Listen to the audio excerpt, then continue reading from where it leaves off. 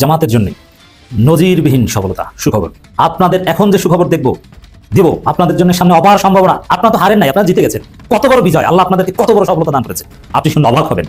আপনার জন্য আগামীর বাংলাদেশ, আপনার জন্য আগামীর বাংলাদেশের ক্ষমতা। জামাত এনসিপির হতাশাগ্রস্ত ভাই বোনদের জন্য একটি আশার আলোর সংবাদ শোনাচ্ছি। এটারই একটা সুন্দর প্রতিফলন ঘটাবেন বলে আমি মনে করছি।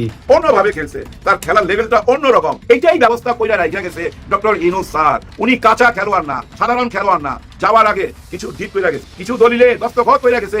নির্বাচনের ফলাফলে কারচুপি করে হাতে নাতে ধরা পড়েছে নির্বাচন কমিশনার প্রধান নাসির উদ্দিন এবং নির্বাচনের ফলাফলকে এবার বয়কট করেছে জামাত ইসলামী সহ 11 দলীয় ঐক্যজোট। বিএনপি দল শপথ নেওয়ার আগেই তাদের পতন শুরু হয়েছে। জামায়াত যুদ্ধের ঘোষণা দিয়েছে আজকে। দেশের 22তম রাষ্ট্রপতি হিসেবে শপথ নিলেন প্রধান উপদেষ্টা ডক্টর মোহাম্মদ ইউনূস। বেলা 11টায় বঙ্গভবনের দরবার হলে শপথ অনুষ্ঠানে নবনির্বাচিত রাষ্ট্রপতিকে শপথ বাক্য পাঠ করা। সরকারি বাসভবন ছেড়ে পালিয়েছেন দেশটির প্রেসিডেন্ট। সরকারি বাসভবন ছেড়ে পালিয়েছে প্রেসিডেন্ট। নতুন রাষ্ট্রপতির বিষয়ে আপনাদেরকে শুভ সংবাদ শোনাবো, যদিও আমার কাছে অলরেডি আর নাম শুনলে আপনারা সবাই পছন্দ করবেন, ভালোবাসবেন। স্বৈরাচার আওয়ামী লীগকে, স্বৈরশাসক আওয়ামী লীগকে যদি কেউ জায়গা দেয়, যদি কেউ তাদেরকে আবার পুনরায় তাদের জায়গায় ফিরিয়ে আনতে চায়, তাদের পুঙ্খানুভাবে বিচার আচার না করে, তাহলে আমি আজকে ঘোষণা দিলাম ভোটের ফলাফলে জামাতের জন্য নজিরবিহীন সফলতা। সুখবর, জামাত শিবিরের লোকজন আবার জেগে উঠুন।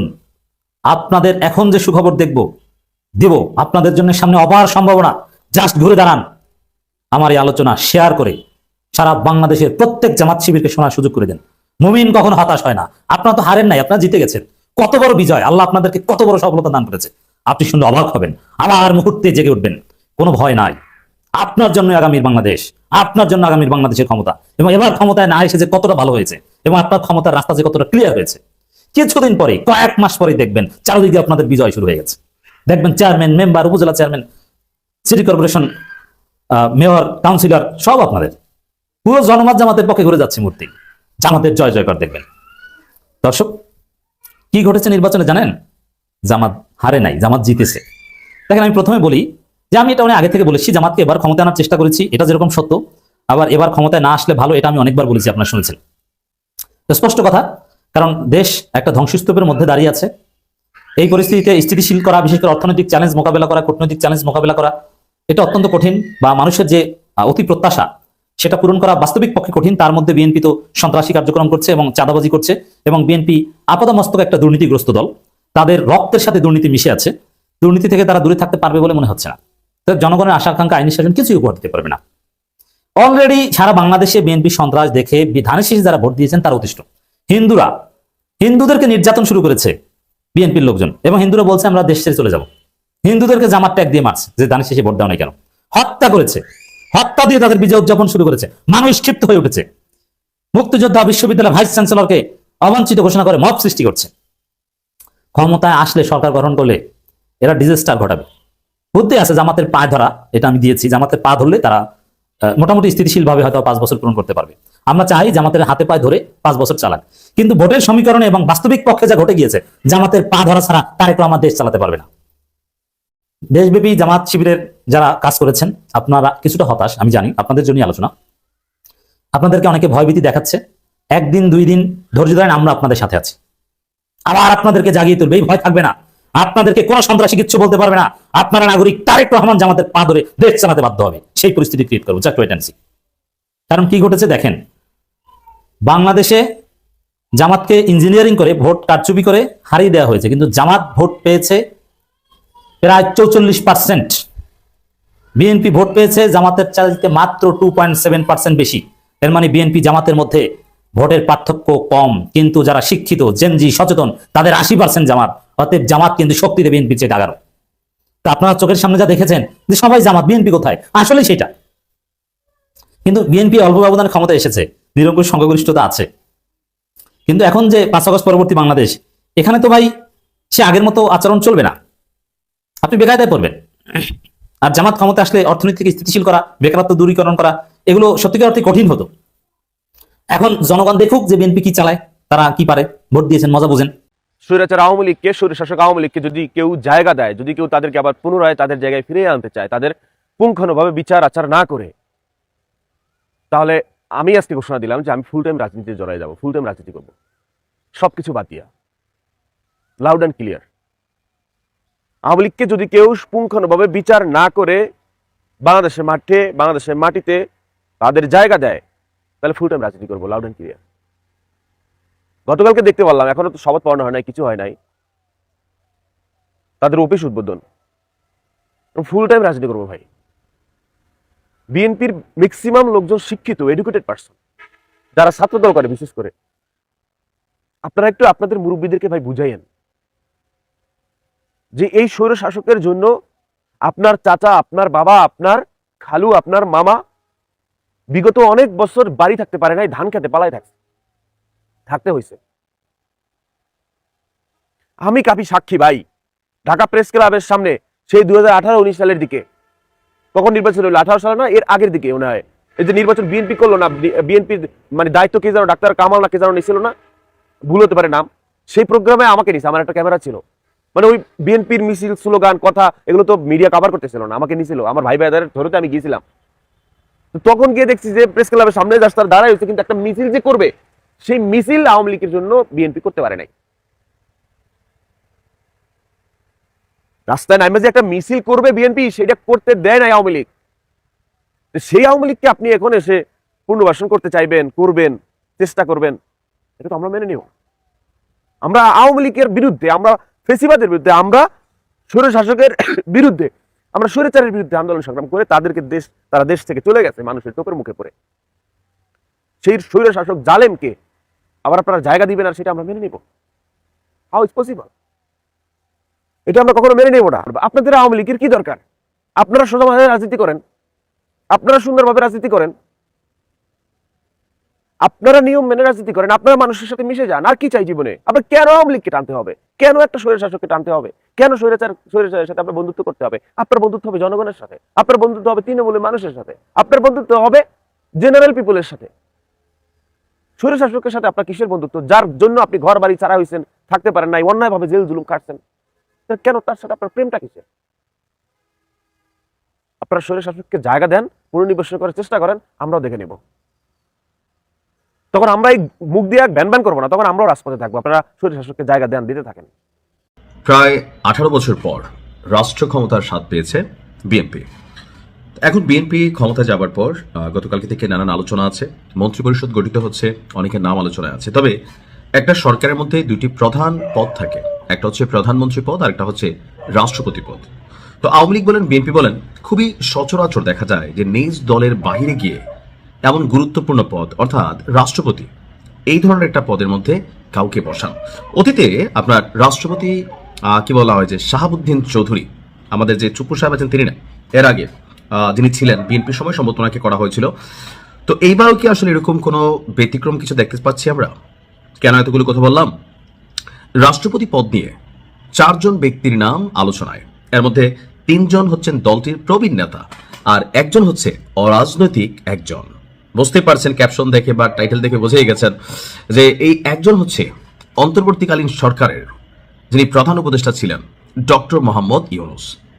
এখন এটাও একটা পলিটিক্স, তবে শুধুমাত্র কি ইউনূসের নাম এসেছে? না, দলটির স্থায়ী কমিটির সদস্য নজরুল ইসলাম খান এবং অন্তর্বর্তী সরকারের প্রধান উপদেষ্টা প্রফেসর ডক্টর মোহাম্মদ ইউনূস রাষ্ট্রপতির পদে আপনার সবচেয়ে বেশি আলোচনায় রয়েছেন। অর্থাৎ বিএনপির যিনি স্থায়ী কমিটির সদস্য নজরুল ইসলাম খান, উনিও রাষ্ট্রপতি পদে আলোচিত হচ্ছেন, পাশাপাশি ডক্টর ইউনূসও একই পদে আলোচনায় আছেন সর্বোচ্চ লেভেলে। এছাড়া তিনি আপনার নজরুল ইসলাম খান যিনি আছেন, তিনি নির্বাচনে কোনো প্রতিদ্বন্দ্বিতা করেন নাই। এবার আপনারা জানেন যে উচ্চকক্ষ নিম্নকক্ষ যে দ্বিপাক্ষিক বা দ্বিকক্ষ বিশিষ্ট যে পার্লামেন্টারি সিস্টেম, তো সেখানে এবার এই ব্যতিক্রমতার সুযোগ আছে। তো বলা হচ্ছে যে নজরুল ইসলাম খান তিনি নির্বাচনে প্রতিদ্বন্দ্বিতা না করলেও আপনার এবার তার নামটা আলোচনায়। এছাড়া তিনি অতীতে কোনো মন্ত্রণালয় বা মন্ত্রিত্ব পাননি, তবে দীর্ঘদিন ধরে বিএনপির রাজনীতিতে সুনামের সহিত স্বচ্ছতার সহিত রাজনীতি করেছেন। আর ব্যক্তি জীবনে ওনার যে ক্যারিয়ার, সেখানে একমাত্র কুয়েতে তিনি রাষ্ট্রদূতের একটা দায়িত্ব পালন করেছেন। এই ব্যতিক্রমী কর্মজীবন এবং অভিজ্ঞতাই তাকে পারদর্শী হিসাবে বিবেচিত করছে রাষ্ট্রপতি পদে। জিয়া পরিবারের বিশ্বস্ত এই প্রবীণ নেতাকে রাষ্ট্রপতি পদ দিয়ে সেই বিশ্বস্ততার পুরস্কার হিসাবে সম্মানিত করার আলোচনার মধ্যে নজরুল ইসলাম খান শীর্ষে আছেন। দলীয় সূত্রটি বলছে তার দীর্ঘদিনের অবদান এবং নেতৃত্ব বিএনপির অভিজ্ঞতার ভারসাম্য রক্ষায় গুরুত্বপূর্ণ ভূমিকা পালন করবে। অপরদিকে ডক্টর ইউনূস, তাকেও রাষ্ট্রপতি পদে রাখা নিয়ে ব্যাপক আলোচনা চলছে। তিনি গত 3 নির্বাচনে বিএনপি ক্ষমতায় এলে রাষ্ট্রপতি হতে পারেন এমন আলোচনাটা আগেই ছিল, আর এবার তো ক্ষমতায় চলে আসছে। এরপরে যিনি আছেন বিএনপির দুঃসময়ে যিনি সবচেয়ে বেশি কর্মকাণ্ড করেছেন মির্জা ফখরুল ইসলাম আলমগীর, এবং দলটির স্থায়ী কমিটির সদস্য ডক্টর আব্দুল মঈন খানের নামও রাষ্ট্রপতি পদে রয়েছে। দলটির নেতারা বলছেন চূড়ান্ত সিদ্ধান্ত শীঘ্রই প্রকাশিত হবে, আর যার পরই সরকার গঠন প্রক্রিয়া শুরু হবে। অন্যদিকে ঢাকা বিশ্ববিদ্যালয়ের সাবেক উপাচার্য ডক্টর আনোয়ারুল্লাহ চৌধুরী এবং বিশ্ববিদ্যালয়টির অবসরপ্রাপ্ত অধ্যাপক ডক্টর নুরুল আমিন ব্যাপারীর নামও আলোচনায় রয়েছে। তবে আমার প্রেডিকশন বলছে ডক্টর ইউনূসকে বিএনপি রাষ্ট্রপতি করবে না, এটা আমার প্রেডিকশন। এখানে আসছে ওনার নাম নাম্বার 2 এ আছে। আমার প্রেডিকশনটা কোথায়? আমার প্রেডিকশনটা হচ্ছে যে ডক্টর ইউনূস সম্পর্কে বিএনপি নেতাকর্মীরা ভালো করেই জানে যে তিনি এনসিপি ঘেঁষা বা এনসিপির স্রষ্টা। আবার কেউ কেউ বলে থাকেন, বিএনপি বরাবরই অভিযোগ করতে একটা সময় পর্যন্ত যে জামাত ঘেঁষা, জামাত বলতো তিনি বিএনপি ঘেঁষা। তো এই সকল পয়েন্ট অফ ভিউতে অথবা তিনি দীর্ঘদিন দলটি একটা রাষ্ট্রের প্রধান উপদেষ্টা ছিলেন, তো সেখান থেকে প্রশাসনিক সেটআপমেন্ট অনেক কিছুই ওনার কন্ট্রোলে এখন কিছুটা চলে আসছে। তো সেই জায়গা থেকে এত গুরুত্বপূর্ণ একটা পদ বিএনপির জায়গা থেকে বিএনপি ডক্টর ইউনূসকে করবে বলে আমার মনে হয় না। এটা আমার ব্যক্তিগত অ্যানালাইসিস, যতটুকু আবহাওয়া প্রেক্ষাপট বুঝছি। তারপরেও ব্যতিক্রম হতে পারে, যেহেতু দ্বিতীয় তালিকায় তিনি রয়ে গেছেন, তার নামটা আছেন। দেখা যাক কি হয়। তবে আমি মনে করি নজরুল ইসলাম খানকে একজন বিচক্ষণ, স্বচ্ছ, ভালো মানুষ, রাজনীতিবিদ, এটা ওনাকে দেওয়া যায়। বাংলাদেশের ইতিহাসে নির্বাচন পরবর্তী সময়ে কোনো রকমের স্ট্রং বিরোধী দল বাংলাদেশ জাতীয় সংসদ পেয়েছে এরকম কোনো ইতিহাস নাই।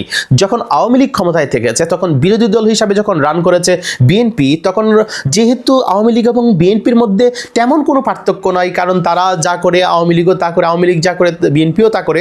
সুতরাং একজন আরেকজনের দোষ ধরা বা বিভিন্ন রকমের সাজেশন প্রোভাইড করা এটা তাদের মধ্যে ছিল না। কিন্তু আবার বিএনপি যখন ক্ষমতায় আসছে, আওয়ামী লীগ যখন বিরোধী দল হয়েছে, ঠিক এই কাজটাই কিন্তু করছে। কিন্তু এই 2026 সালে যেটা সংসদ হইতে যাচ্ছে, এই সংসদ বিএনপির জন্য সবচেয়ে বড় চ্যালেঞ্জ হয়ে দাঁড়াবে, কারণ জামাত ইসলাম ওই জায়গায় শক্তপোক্ত একটা প্রতিদ্বন্দ্বী হিসাবে কিন্তু আবির্ভূত হয়েছে। সাথে আছে এনসিপি, সাথে আছে আরো 11 দল, যারা সব মিলে কিন্তু একটা বিশাল রকমের ভ্যাচাল বলা যায়। এই ব্যাটেলের মুখোমুখি বিএনপিকে করতে হবে এবং বিএনপিকে চ্যালেঞ্জ করে এই কাজগুলো সামনের দিনে এগিয়ে যেতে হবে। আমরা জানি বিভিন্ন কথাবার্তা হচ্ছে, বিভিন্ন ইঞ্জিনিয়ারিং হয়েছে, বিভিন্ন কিছু, ওইটা ভিন্ন আলাপ। কিন্তু যে আলাপে যাইতে চাই সেটা হচ্ছে জামাতে ইসলামী ছায়া সংসদ তথা শ্যাডো ক্যাবিনেট করবে। এই শ্যাডো ক্যাবিনেটটা কি, এটা যদি সংক্ষিপ্ত আকারে একটু বুঝে নেই, সেটা হচ্ছে বিএনপি যতগুলো মন্ত্রী পরিষদ থাকবে, যতগুলো মন্ত্রণালয় থাকবে, প্রধানমন্ত্রী থেকে শুরু করে শেষ অবধি যতটা থাকুক, 50টা 60টা 70টা যা পারে তা যখন থাকবে, তার বিপরীতে কিন্তু জামাতে ইসলামী তাদের মন্ত্রী পরিষদ গঠন করবে। যেমন প্রধানমন্ত্রীকে অনুসরণ করে একজন ছায়া প্রধানমন্ত্রী থাকবেন, সেটা জামাতে ইসলামের আমির ডক্টর শফিকুর রহমান। এমনকি শিক্ষামন্ত্রী, অর্থমন্ত্রী, বাণিজ্য মন্ত্রী, রেলমন্ত্রী, যত মন্ত্রী আছে সব মন্ত্রীকে অনুসরণ করে একটা শ্যাডো ক্যাবিনেট কিন্তু থাকবে। এই শ্যাডো ক্যাবিনেটের ধারণা যেটা, এই ধারণাটা কিন্তু 2010-এ বিএনপি একবার বাস্তবায়ন করতে চেয়েছিল, কিন্তু বিএনপি সেটা পারে নাই। কারণ হচ্ছে আওয়ামী লীগ যখন সংসদ রান করেছে তখন বিএনপি ওয়াকআউট করেছে, ঝগড়া করেছে, টেবিল চাপড়িয়েছে। এই যে একজন আরেকজন, এক দল আরেক দলের প্রতি একটা বিদ্বেষী চালিয়েছে সবসময়, দেশের ভবিষ্যৎ নিয়ে তারা তেমন একটা কাজ করতে পারে নাই। তাদের একটাই উদ্দেশ্য ছিল আমাকে ক্ষমতায় যাইতে হবে। কিন্তু জামাত ইসলাম ক্ষমতায় যাইতে হবে এই টেন্ডেন্সিটা তো ছিল, কিন্তু যেহেতু হাতছাড়া হয়ে গেছে যে কোনো ইঞ্জিনিয়ারিং কারণে হোক, কিন্তু বর্তমানে তো বিরোধী দল হিসাবে যেহেতু আমরা মেনে নিয়েছি নিজেদেরকে, সেই জায়গায় রাষ্ট্রকে প্রোভাইড করতে হবে, রাষ্ট্রকে দেখিয়ে দিতে হবে যে আপনারা যাদেরকে নির্বাচিত করেছেন, যে সরকার রান করতেছে, সে যেভাবে মন্ত্রণালয় চালাচ্ছে, সে যেভাবে পলিসি আপনাদের সামনে উপস্থাপন করতেছে, ধরেন একটা শিক্ষার পলিসি আপনাদের সামনে বা আমাদের সামনে কিন্তু তারা ওই যে মেলে ধরলো, তখন আমরা কিন্তু এর বিপরীতে, অর্থাৎ জামাত ইসলাম এর বিপরীতে একটা স্বচ্ছ শিক্ষা দ্বারা কিন্তু তারা প্রোভাইড করবে। যদি তাদের সাথে না মিলে, সেই জায়গায় জনগণকে দেখাবে যে দেখো বিএনপি যেটা করতে যাচ্ছে তার থেকে বেটার অপশন আমাদের কাছে আছে। তার মানে এই যে ছায়া সংসদ বা শ্যাডো ক্যাবিনেট, এটার মানে এই না যে বিএনপি একটা কিছু আনবে, সেখানে শুধু এটাই বলবে যে আপনাদেরটা আমরা মানি না, আপনাদেরটা আমরা বাদ দিলাম, আপনারা বুগিচুকি নিয়ে আসছেন, এখানেই কিন্তু থামবে না। জামাতে ইসলামী যেটা করবে সেটা হচ্ছে, জামাতে ইসলামের কাছে তো পলিসি আছে, জামাতে ইসলাম তো সরকার গঠন করতে চাইছিল, সেই জায়গায় অসংখ্য পলিসি কি তাদের মধ্যে আছে, অসংখ্য পলিসি মেকার আছে। তো এই জায়গা থেকে যা কিছু তারা প্রোভাইড করবে, যত মন্ত্রণালয় আছে সব মন্ত্রণালয়ের বিপরীতে একজন করে কিন্তু শ্যাডো ক্যাবিনেটের একজন মন্ত্রী থাকবেন, অর্থাৎ ছায়া মন্ত্রী থাকবেন। অর্থাৎ এই যে বাণিজ্য মন্ত্রী যা করতেছেন সেটা সবসময় খতিয়ে দেখা হবে। হবে, কি করতেছেন, কিভাবে করতেছেন, সব কিছু করে তার সব কিছু অ্যানালাইসিস করে জনগণকে প্রোভাইড করা হবে, জনগণের সামনে নিজেকে মেলে ধরা হবে। এতে জামাত ইসলামের লাভ হবে কি, জামাত ইসলাম একটা এই যে সংসদ চালানোর মতন একটা অভিজ্ঞতা সেটা কিন্তু অর্জন করে ফেলবে এবং জনগণকে কিন্তু তাদের যে বেটার অপশনগুলো আছে বিএনপির থেকে এটাও প্রোভাইড করবে। যে দেখো, বিএনপিকে যদি সরকার না বানিয়ে আমাদেরকে বানাইতো তাহলে আমরা এটা প্রোভাইড করতাম, তোমাদের জন্য আরো বেটার হইতো। তখন জনগণ বুঝবে, হায় হায়, এটা তো সত্য কথা, জামাত ইসলামকে সরকার না বানায় তো ভুল করে ফেলছে। সুতরাং জামাত ইসলাম কিন্তু তারা এই শ্যাডো ক্যাবিনেটের মাধ্যমে তারা সরকারের একটা দ্বিতীয় সরকার হিসাবে রান করবে, অর্থাৎ সরকারের পরিবর্তে একটা সরকার কিন্তু তাদের পিছনে পিছনে অর্থাৎ তাদেরকে ফলো করে থাকবে।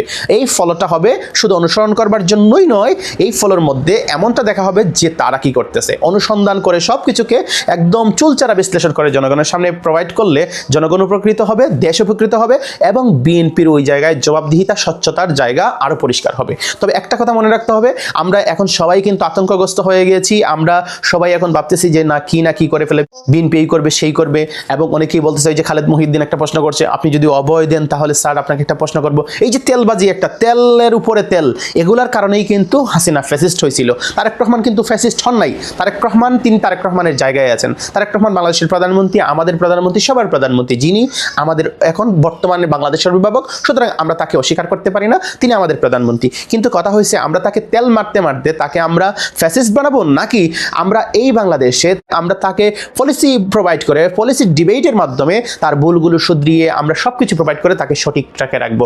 আর একটা মানুষকে সঠিক ট্র্যাকে রাখতে হলে তার সমালোচনা করতে হবে, তার ভুলগুলো ধরিয়ে দিয়ে তাকে সঠিক লাইনে যখন রাখবো, তিনি যখন সঠিক থাকবেন তখন তিনি যেমন বাংলাদেশের একজন সঠিক আদর্শবান নেতা হইতে পারবেন, বাংলাদেশের জনগণের হৃদয় জয় করতে পারবেন, ঠিক তেমনিভাবে হাসিনা হওয়া থেকে তিনি বিরত থাকবেন। আর হাসিনা হইলে কি হয় দেখেন, হাসিনা হইলে বাংলাদেশের মানুষের ভালোবাসা থেকে বঞ্চিত হবেন, মোল্লা জানাজা থেকে বঞ্চিত হবেন, নানাবিধ সমস্যা আছে। তো এই কাজ কিন্তু আমরা বিএনপির সাথে হোক, এটা আমরা কখনোই চাই না। তারেক রহমান এই প্রধানমন্ত্রীর দায়িত্ব হিসাবে তিনি যেভাবে রান করবেন সেটা অবশ্যই ভালো হোক, আমরা সেটা চাই, কারণ ভালো হইলে আলটিমেটলি কিন্তু আমাদের দেশটাই ভালো হবে। আর আমরা আমাদের দায়িত্ব আমরা খুব সুন্দরভাবে পালন করব। আমাদের এই নেতৃত্ব কিন্তু জটিলতম নেতৃত্ব হবে না, আমাদের নেতৃত্ব হবে একদম স্বচ্ছ আয়নার মতন পরিষ্কার এবং দুর্নীতিমুক্ত, ভেজালমুক্ত এবং ইতিহাসের শ্রেষ্ঠ একটা শ্যাডো ক্যাবিনেট ইতিহাসের প্রথমবারের মতো বাংলাদেশ পেতে যাচ্ছে, যেটা ব্রিটেনে আছে, যেটা কানাডায় আছে, যেটা নিউজিল্যান্ড সহ বিভিন্ন উন্নত রাষ্ট্রগুলোতে এই চর্চাটা হয়। এই চর্চাটা কিন্তু আমরা বাংলাদেশে করবো ইনশাআল্লাহ। এতে করে বাংলাদেশকে আমরা অনেক দূর এগিয়ে নিয়ে যেতে পারবো। আমরা বিএনপির যে কোনো পলিসি নিয়ে শুধু আপত্তি তুলবো, বিষয়টা এরকম না। আমরা তাদের পলিসিকে চ্যালেঞ্জ করে আমাদের পলিসিও আমরা জনগণের সামনে তুলে ধরবো। সেই জায়গা থেকে সমন্বয় করে যদি কাজ করা হয় অবশ্যই দেশের জন্য উন্নতি এবং কল্যাণ আসবে। আমরা দিন শেষে চাই যে এই দেশটা ভালো চলুক, আমরা ভালো চলি, আমাদের দেশকে আমরা উন্নত জায়গায় নিয়ে যেতে চাই। সেটা তারেক রহমানও চান, সেটা জামাত ইসলামও চায়। হ্যাঁ, ভুল ত্রুটি যা আছে সবগুলো আমরা এক সাইডে রেখে আমরা যেন খুব ভালোভাবে আগে যেতে পারি, আমরা যেন একে অপরের সহযোগী হই, কখনো আমরা যেন বিদ্বেষের মধ্যেই পড়ে না থাকি, সেটা আমাদের জন্য অবশ্যই একদম ফোকাস করতে হবে, যেটা জামাত ইসলামের আমির ডাক্তার শফিকুর রহমান স্যারের নেতৃত্বেই হবে এবং আমরা এটা পারবো। আর আমাদের শিশির মনির ভাই তিনি তো আছেনই মাশাআল্লাহ, এবং এই আমাদের যে জামাত ইসলামের যে শ্যাডো ক্যাবিনেটটা হবে, আপনি জাস্ট চমকে যাবেন, এমন সুন্দর শ্যাডো ক্যাবিনেট হবে, অসাধারণ, অভূতপূর্ব, যেটা বিএনপি তাদের মন্ত্রী পরিষদ গঠন করবার পরপরই আমরা সেটা গঠন করব। কারণ তারা যে কয়টা মন্ত্রণালয় গঠন করবে ঠিক আমরাও ঠিক ততটাই মন্ত্রণালয় গঠন করব এবং তাদের কাজের সমালোচনা, তাদের কাজের ভুল ধরা এবং তাদের কাজের শুধু ভুলই ধরবো না, তাদের কাজের সুন্দর সমাধানও আমরা জাতির কাছে পেশ করব। এটাই হচ্ছে শ্যাডো ক্যাবিনেট। আর শ্যাডো ক্যাবিনেটের কাজ এবং তার পরিধি এটা অত্যন্ত একটি সূক্ষ্ম এবং সুদূর প্রসারী চিন্তাভাবনা, যেটার কারণে জামাত ইসলাম আগামীতে সরকার গঠন করবার জন্য এক অভূতপূর্ব সিদ্ধান্ত নিয়েছে। তাই আমাদেরকে ধৈর্য এবং সবরের সাথে আমাদের কাজগুলো যেন সম্পূর্ণ করতে পারি, এটার জন্য আমাদেরকে প্রচেষ্টা করে সামনের দিকে এগিয়ে চলবো। ইনকিলাব জিন্দাবাদ।